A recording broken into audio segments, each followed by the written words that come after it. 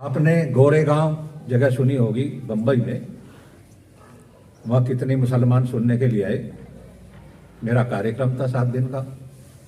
मैंने ललकार ललकार करके कहा,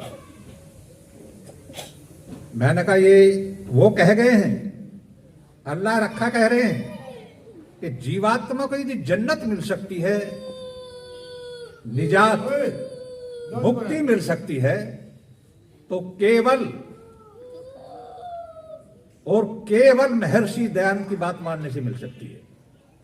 मैंने कहा हमारे समाज में आपको आमंत्रित कर रहा हूं मैं, ये याद रखना।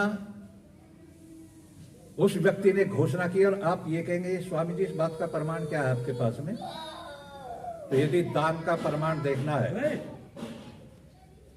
आपको दान का प्रमाण देखना है तो बंबई आर्य समाज में देख लो, और उसने जो वचन कहे थे उनको देखना है तो एक काम करना, 1975 में आर्य समाज की स्थापना की शताब्दी मनाई गई थी और पानीपत में शताब्दी मनाई गई।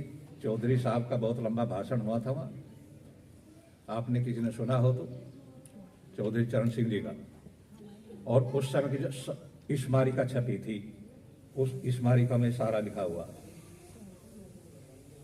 वो कहता है कि जन्नत मिल सकती है तो केवल महर्षि दयानंद की बात मानने से मिल सकती है। कुरान में नाक रगड़ते रगड़ते मर जाओ, जन्नत मिलना तो दूर, दूसरा इंसान का जन्म मिलना भी मुश्किल है।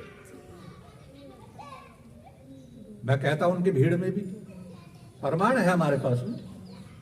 तो मैं ये कह रहा हूं कि जब उस समय अभी गोरखपुर में भाषण हुआ, योगी जी के आश्रम के पास ही, कई जगह भाषण होते रहते, 3 महीने पहले की बात है।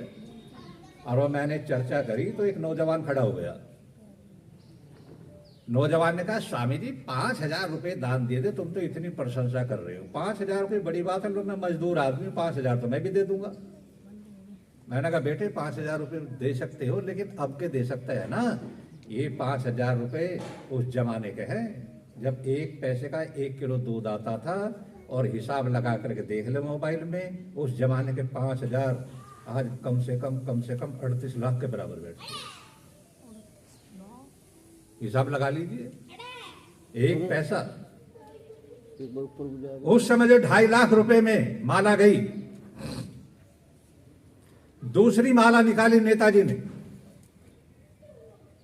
और भाई इतिहास तो ये बताता है कि इतनी मालाओं को जब नीलाम हुई ना, ऊपर नाभि तक महर्षि के चारों तरफ नोटों का ढेर लग गया नेताजी की तरफ। उनका अब तो करोगे ना भर्ती। नेताजी शायद पहली बार रोए हों उस दिन जिंदगी में। उन्हें रो करके आंसू बहा करके ये कहा था कि आज मैं 100% विश्वास कर रहा हूं कि अब मेरा देश ज्यादा दिन गुलाम रहने वाला नहीं, आजाद होगा। लेकिन नेताजी ने कहा बेटी अपना पूरा परिचय दे, तेरा नाम क्या है? बेटी ने कहा मेरा नाम है राजमणि आर्या। बेटी आर्य समाजी हो? कि हाँ। कि मां का नाम? कि सावित्री आर्या। बाप का नाम स्वामी नाथन आर्या। बेटी तुझे देशभक्ति की इतनी प्रेरणा कहां से मिली? उनका सत्यार्थ प्रकाश से मिली। मैं सत्यार्थ प्रकाश पढ़ती हूं, और केवल देशभक्ति की ही प्रेरणा नहीं। वो 14 साल की बच्ची कहती कि नेताजी सत्यार्थ प्रकाश को पढ़ने से और अपनी माता की सीख से, अपनी माता की शिक्षा से मैं 14 वर्ष की आयु में ये फैसला ले चुकी हूं कि जीवात्मा अमर है और शरीर नश्वर है। करोड़ों कोशिश करने पर भी शरीर को बचाया नहीं जा सकता, और अरबों कोशिश करने पर भी जीवात्मा को मिटाया नहीं जा सकता। मेरी माता ने मेरे कान में 5 साल की आयु में मुझे गोद में लेकर के कहा था, बेटी राजमणि। देखो किस प्रकार से शिक्षा देते हो बच्चों को। ये शिक्षा देने का तरीका भी बता रहा हूं। 5 साल की बच्ची को गोद में ले लिया, कहा बेटी राजमणि, कि हाँ। तो मां ने कहा ये जो मांस का लोथड़ा है मेरी गोद में, ये है राजमणि? यह अंदर से जो बोल रहा है वो है राजमणि। असली राजमणि कौन सी है? एक तो मांस का लोथड़ा पड़ा है मेरी गोद में, गोरा चिट्टा मोटा ताजा, लेकिन जब मैं बोलती हूं राजमणि और अंदर से आवाज आती है हाँ, इन दोनों में से कौन है बोल असली? तो बेटी कहती कि मैं तो चुप रह जाती थी, मुझे इतना ज्ञान नहीं था। तब मेरी माँ मेरे शरीर पर हाथ फेरती हुई कहती थी कि बेटी ये जो मेरी गोद में पड़ा है ना, ये तो मांस का लोथड़ा है, 5 तत्वों से बना है। कुछ हड्डी हैं, कुछ मांस है, कुछ खून है, अग्नि जल वायु इनसे बना है। लेकिन मेरे पूछने पर अंदर से जो कहता कि हाँ राजमणि तो वो है सी, वो जीवात्मा है। और बेटे करोड़ों कोशिश करने पर भी जीवात्मा को मिटाया नहीं जा सकता, और अरबों कोशिश करने पर भी शरीर को बचाया नहीं जा सकता। मेरी लाडली बेटी, यदि वतन के लिए तेरी जरूरत पड़े, गाय की रक्षा के लिए जरूरत पड़े, किसी विद्वान की रक्षा के लिए जरूरत पड़े, तो मेरी लाडली बेटी हंसते हंसते प्राणों का न्योछावर कर देना, लेकिन जीवात्मा पर कलंक मत लगाना। मैंने सीखा, आप नहीं सिखाते। याद रखना, जिस समय नामकरण संस्कार होता है, नामकरण संस्कार में बच्चे को बाप की गोद में दिया जाता है, और बाप की गोद में दे करके पंडित जी बुलवाते हैं, और बच्चे का पिता बोलता है को असी, कथमोसी, कश्यासी, को नामासी। बाप कह रहा बेटे को असी, तू कौन है? 11 दिन का बच्चा या 1 महीने का बच्चा क्या जाने इन बातों में, लेकिन पंडित जी पूछ रहे हैं कोसी तू कौन है, कथमोसी तू किसका बेटा है, कश्यासी तू कहां से आया है, को नामासी तेरा नाम क्या है। अरे 1 महीने के बच्चे से पूछा जा रहा है, क्यों पूछा जा रहा है?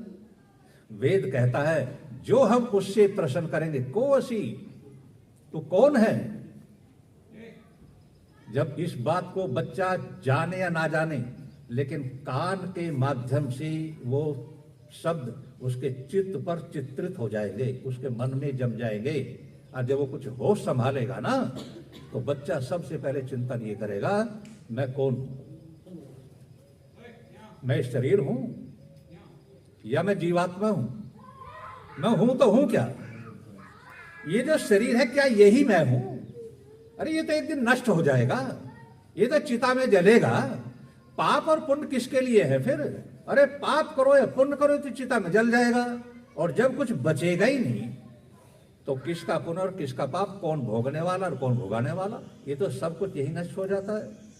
लेकिन जब उसे पता चलेगा ना शरीर मैं नहीं हूं, मैं एक जीवात्मा हूं, और परम पिता परमात्मा की व्यवस्था से मैं अच्छे बुरे कर्मों के अनुसार मैं जन्म लेता हूं, और जन्म लेकर के कर्मों का फल मुझे भोगना पड़ेगा। इसलिए अच्छा करूंगा तो अच्छा फल मिलेगा, और बुरा करूंगा तो बुरा फल मिलेगा। वो जीवन में बुरे कर्मों से डरता रहता है। आपसे अच्छे वे हैं, हमसे अच्छे मुल्ला है, आपके गांव में देख लो। आपको बता दूं, मैंने देखा है, और बहराइच में देखा मैंने एक परिवार में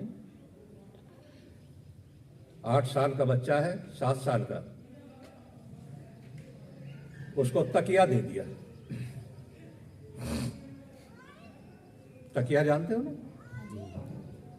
तकिया दे दिया, इतना लंबा छुरा दे दिया, और का एक काम कर, तकिए को यहां से लेकर के यहां तक फाड़ दे, और यहां से यहां तक फाड़ दे, और इसमें जो रुई है ना, रुवड़ है, उसको निकाल, और ऐसा विचार कर कि मैं बकरे की आंत निकाल रहा। निर्माण हो रहा है नहीं हो रहा, बताओ आप?